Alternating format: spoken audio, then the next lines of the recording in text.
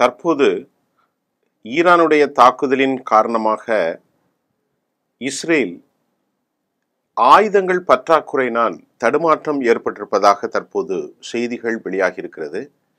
மிக முக்கியமாக ஈரானும் இஸ்ரேலும் வேறொரு 2 முனைகளில் அவர்கள் தாக்குதலை நடத்தி வருவதை பார்க்கிறோம். இஸ்ரேல் ஏர்கிராப்டுகள் மூலமாக 60க்கும் மேற்பட்ட, முதற்கல் 100க்கும் மேற்பட்ட அல்லது 200 அளவிலே ஏர்கிராப்டுகளை வலிமையாக அனுப்பி ஈரானின் மீது முதல் தாக்குதலை நடத்தி அவற்றில் 20 பேர் வரை கொலை செய்தார்கள். மொசாத் படைகள் கொஞ்சம் கொஞ்சமாக ட்ரோன் அக்சசரிஸை உள்ளே சென்று அங்கே இருக்கக்கூடிய ஈரானின் வேலை பார்க்கும் ஈரான் உளவாளிகளை வைத்தே இந்த தலைவர்களை கொலை செய்ததாகவும் கூட முதலில் தகவல்கள் வெளியானது. தற்போது உலகின் மிக முக்கிய வான் பாதுகாப்பு மண்டலமாக இருக்கும் இஸ்ரேலுடைய அயன்டோம், அயன்பீம் மற்றும் ஏரோசிஸ்டம் டேவிட் செல்லிங், அமெரிக்காவினுடைய பேட்ரியாட் மற்றும் தாட் சிஸ்டம் என்ன நடக்கிறது என்பதை அறிய முடியாத அளவில் ஈரானினுடைய பாலிஸ்டிக் ஹைப்பர்சோனிக்குடைய தாக்குதல்கள் இஸ்ரேலை உருக்குலைய வைத்திருக்கிறது. இந்த நிலையில் நீண்ட தூரமாக வீசப்படுகிற லாங் ரேஞ்ச் மிசைல் இவற்றை தடுக்கும் ஆற்றல் கொண்ட ஏரோ 3 ஷார்ட்டேஜின் மூலமாக இஸ்ரேல் தடுமாறுகிறதா என்ற செய்திக்கு தெளிவான விடையையும் பார்க்கலாம். ஏரோ 3 ஷார்ட்டேஜின் மூலமாக இது ரொம்ப மோஸ்ட் ஸ்ட்ராட்டஜிக் ஏரோ, இது defence system. Arrow 3 defence system வான்பரப்பை மிகப்பெரிய அளவிலே தாக்கும். அதன் விளைவாக ஏரோ 3 இந்த தாக்குதலால் பாலிஸ்டிக் மற்றும் ஹைப்பர்சோனிக் தாக்குகிறதா இல்லை என்றாலும் கூட அவை கிரிட்டிக்கலான மிக மோசமான நேரத்தில் டிப்ளீஷன் அவற்றை முழுமையாக உருக்குலை செய்யக்கூடிய அளவிற்கு இன்டர்செப்டார் செய்யும் என்றும் ஏரோ 3 நம்பப்படுகின்றது. ஆனால் இப்பொழுது ஏரோ 3 அவர்களிடத்தில் அதிகம் இல்லை என்றும் அதிக போரை செய்த இஸ்ரேலால் ஆயுத களஞ்சியங்களில் வெகுவான பற்றாக்குறை ஏற்பட்டிருப்பதாகும். குறிப்பாக வெடிமருந்துகள், வெடிகுண்டுகள், அதே போன்று இராணுவ தளவாடங்கள், டேங்கர்கள் எல்லாமே 600 நாட்களாக அவர்கள் போரில் பயன்படுத்தியதால் இஸ்ரேலிய வீரர்கள் உள்ளத்திலும் அதே போன்று ஆயுதங்களிலும் உருக்குலைந்திருப்பதாகவும் கூட தற்போது செய்திகள் வெளியாகி இருக்கின்றது. மிக முக்கியமாக 370க்கு மேற்பட்ட நபர்கள் அங்கே பாதிப்புக்கு அடைந்தாலும் இவற்றின் தாக்குதலை அவர்கள் ஈரான் தாக்கியிருக்கிறார்கள். இந்த பாலிஸ்டிக்ஸ் மற்றும் ஹைப்பர்சோனிக் மூலமாக 370க்கும் மேற்பட்ட தாக்குதல்களை இஸ்ரேலை நோக்கியவர்கள் நடத்தியிருக்கிறார்கள். மிசைல்கள் வீசப்பட்டிருக்கிறது. ஷார்ட்ஃபால் இஸ்ரேல் தடுக்கக்கூடிய மிக குறைந்த அயன்டோம், மிக குறைவான வேகத்தில் வரக்கூடிய ஆர்பிஜி, அதாவது ராக்கெட் ப்ரொபல்ட் ராக்கெட் கன்ஸை தாண்டி சில ராக்கெட்டுகளை மட்டுமே அவைகள் தடுக்கும் சக்தி கொண்டது. அதே சமயம் மிக மோசமாக வேகமாக வரக்கூடியதை தாக்கி அழிக்கக்கூடிய ஒரு பெரும் சக்தியும் வல்லமையும் ஏரோ 3க்கு மட்டும்தான் இருப்பதாகவும், இது அமெரிக்காவினுடைய லாங் பீம் ஏரோ சிஸ்டத்தினுடைய தயாரிப்பில் ஏற்பட்ட நிலைகளால் இன்றைக்கு இஸ்ரேல் தடுமாறுவதாகவும் வால் ஸ்ட்ரீட் ஜேர்னல் தன் செய்தியில் உருவாக்கியிருக்கிறது. அமெரிக்கா இவற்றை உருவாக்குவதில் ஏன் தட்டுப்பாடு இருக்கிறது? அமெரிக்கா தொடர்ந்து 700க்கும் மேற்பட்ட வான் படைகள், வான் விமானங்களின் மூலம் இதுவரை சப்ளை செய்திருக்கிறது. 140 கப்பல்களின் மூலம் சப்ளை செய்திருக்கிறது. தற்போது இஸ்ரேல் டிஃபென்ஸ் சிஸ்டத்தில் இவ்வளவு பெரிய டிக்ளைன், வீழ்ச்சி, ஏரோ சிஸ்டம் பயன்படுத்த முடியாமல் இருப்பதற்கு அமெரிக்கா ஏன் அவற்றை அதிகமாக உருவாக்கம் செய்யவில்லை என்ற கேள்விகளுக்கும் பதில் இல்லை. அதே சமயம் இந்த ஏரோ சிஸ்டம் த பொட்டன்சியல், மிக முக்கியமாக லாங் ரேஞ்ச் மிசைல் எதிர்ப்பு, இது ஒரு பொட்டன்சியல் நியூக்ளியர் அல்லது கெமிக்கல் வார்ஃபர், இவற்றையெல்லாம் அடித்து வானிலிருந்து சிதைக்கக்கூடிய மிக முக்கியமான வான் டிஃபென்ஸ் சிஸ்டத்தை அமெரிக்கா கொடுக்க மறுக்கிறதா அல்லது தட்டுப்பாடு ஏற்பட்டிருக்கிறதா என்பது பல்வேறு கேள்விகளை எழுப்பியிருக்கிறது.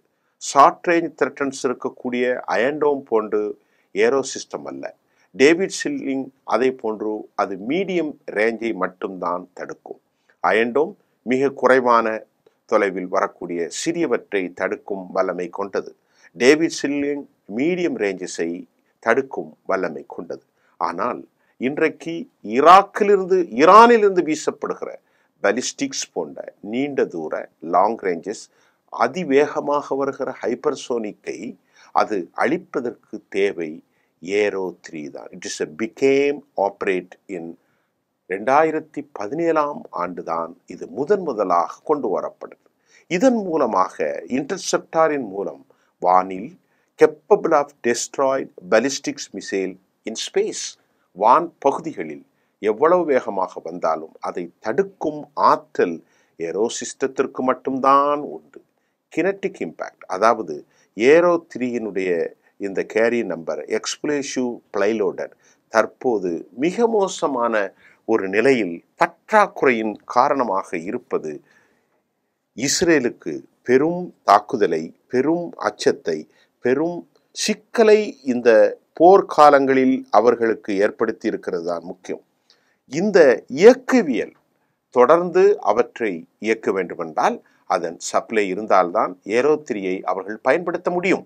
ஏரோ 3 பயன்படுத்தினால்தான் ஈரானிலிருந்து வரக்கூடிய பாலிஸ்டிக்ஸ் ஏவுகணைகளை, இன்றைக்கு வந்திருக்கக்கூடிய கொரம்ஷார் ஏவுகணைகளும் கூட ஈரான் எளியாக பயன்படுத்தி இருக்கிறது என்ற செய்தியும் நமக்கு கிடைத்திருக்கிறது. ஈராக்குக்கு எதிராக உருவாக்கப்பட்ட இந்த கொரம்ஷார் ஏவுகணைகள் இது செங்குத்தாக வானிலிருந்து நேர இலக்குகளை தாக்கும் மிக கொடூரமான ஆற்றல் கொண்டதாகும். இதை ஒருவேளை எலியை போன்று டெல்லவியில் ஈரான் பயன்படுத்தி இருக்கும் என்றும் அஞ்சப்படுகிறது.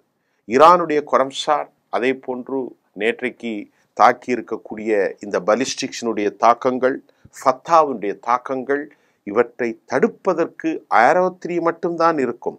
ஆனால் ஏரோ 3 இயக்கங்கள் முழுமையாக முடங்கி இருக்கிறது. 2400 கிலோமீட்டர் தொலைவுகளை சென்று தாக்கி அளிக்கக்கூடிய ஐசிபிஎம்ஆரை உள்ளடக்கிய ஏரோ 3 மிக முக்கியமான அதனுடைய லிமிட்டட் குவான்டிட்டிவ் ப்ரொடக்ஷன் மூலமாக பெரும் டிக்ளைன், சரிவை இஸ்ரேல் இராணுவம் சந்தித்திருக்கிறது. இதனுடைய ஒரு தயாரிப்பின் ஒன்றின் விலை மற்றும் 33 மில்லியன் அமெரிக்க டாலர்கள் என்று சொல்லப்படுகின்றது. ஆனால் இது ரெகுலராக அமெரிக்காவால் உடனடியாக தயாரிக்க வேண்டிய தேவை இருந்தும் அமெரிக்கா உடனடியாக தயாரிக்கவில்லை என்றால் டியூரிங் வார்ஃபேர் இங்கே பெரும் சிக்கலை, இந்த வார் முனைகளில் போர் களமுனையில் இஸ்ரேல் பெரும் சிக்கலை சந்தித்து கொண்டிருப்பதாகவும் நமக்கு தகவல்கள் வந்திருக்கிறது. இஸ்ரேல் இன்றைக்கு எதிர்பார்க்காத பல தகவல்களை, பல தாக்குதல்களை தவறுகளின் மூலம் அவர்கள் செய்திருக்கிறதை உணர முடிகின்றது. ஈரானை அவர்கள் மிக மோசமான எடை போட்டிருந்த காரணத்தினால் மிசைல்களில் பல வகையாக பல நிலைகளில் பலவித தாக்குதல்களுக்கு அவர்களை தடுத்து நிற்பதற்கு ஏரோ 3 மிக முக்கியமாக தேவைப்படுகின்ற போது இவற்றின் பற்றாக்குறை பெரும் செயலிழப்பில் இஸ்ரேல் இராணுவத்தை உருமாறச் செய்திருக்கிறது. வெடிகுண்டுகளும் இல்லை, பலவிதமான ஆயுத களஞ்சியங்களில் பற்றாக்குறைக்கு காரணம் தொடர்போர். உளவியல் ரீதியாக கஸாவில் இருந்த படைகள் திருப்பி அனுப்பப்பட்டிருப்பதும் அவர்களுக்கு பெரும் சிக்கலை ஏற்படுத்தியிருக்கிறது. இதற்கிடையிலே ஈராக்கில் புஷ் செய்த அதே தவறை ஈரானில் ட்ரம்ப் செய்கிறாரோ அல்லது செய்ய மாட்டாரோ என்ற எதிர்கேள்விகளும் நமக்கு பல நிலைகளில் வந்திருக்கிறது. ஆக மொத்தத்தில் இன்று காலை ரஷ்யா போரை ஒருபோதும் நடத்த வேண்டியதில்லை, ஈரானை எதிர்த்து நீங்கள் தாக்குதனால் மிகப்பெரிய போர் அழிவு ஏற்படும், அணு ஆயுத பேரழிவு ஏற்படும், உலகம் முழுவதும் பாதிக்கப்படும் என்றும் ரஷ்யா புட்டின் பரபரப்பு வார்னிங் ஒன்றை அமெரிக்காவுக்கு எச்சரித்திருக்கிறார். ஈரான் மீது இஸ்ரேல் நடத்தி வரும் அணு ஆயுத தாக்குதல்கள் உலகத்தை அணு ஆயுத பேரழிவை நோக்கி தள்ளும் என்றும் அவர் குறிப்பிட்டிருக்கிறார்.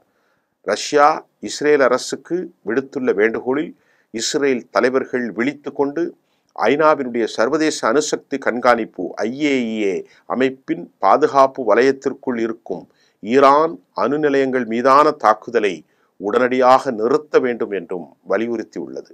ஐநாவின் அணு ஆயுத கண்காணிப்பு அமைப்பின் உயர்மட்ட அதிகாரிகள் இஸ்ரேலின் தாக்குதலால் ஈரான் அணுசக்தி வளாகத்திற்கு ஏற்பட்ட சேதங்கள் குறித்த விரிவான அறிக்கையை ஐநா பாதுகாப்பு கவுன்சிலுக்கு சமர்ப்பிக்க வேண்டும் என்றும் அது கூறியிருக்கிறது.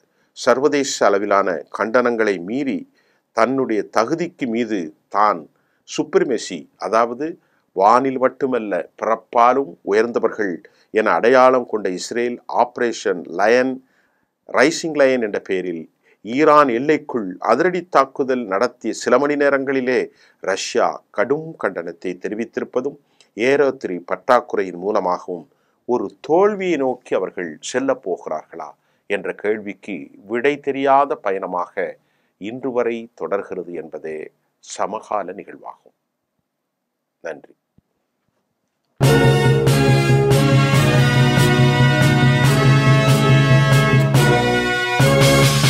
உடனுக்குடன் அப்டேட் தெரிந்து கொள்ள ஜெம் டிவி தமிழ் ஆப்பை இன்ஸ்டால் செய்யவும்.